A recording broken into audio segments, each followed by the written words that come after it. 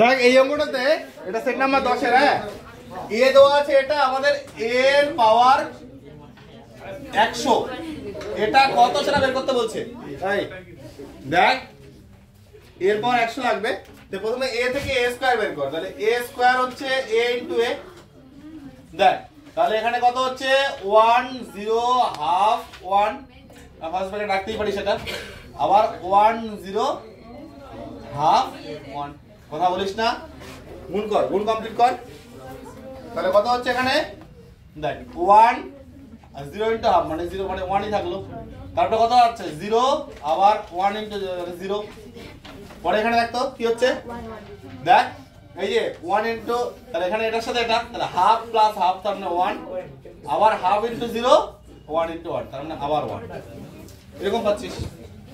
Hello আচ্ছা a square, এবার যদি আমি a টু দি পাওয়ার 4 নেই, এই a টু দি পাওয়ার 4, তাহলে এটাকে আমরা a স্কয়ার * a স্কয়ার করতে পারি।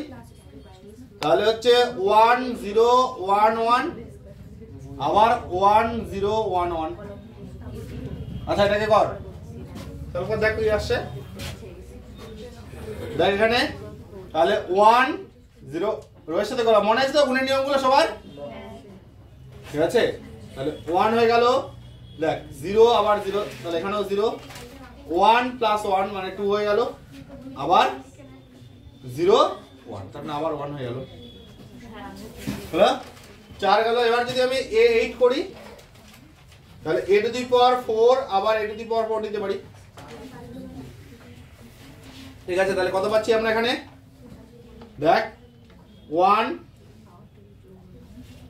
তারপরে 0 2 1 আবার 1 0 2 1, ঠিক আছে।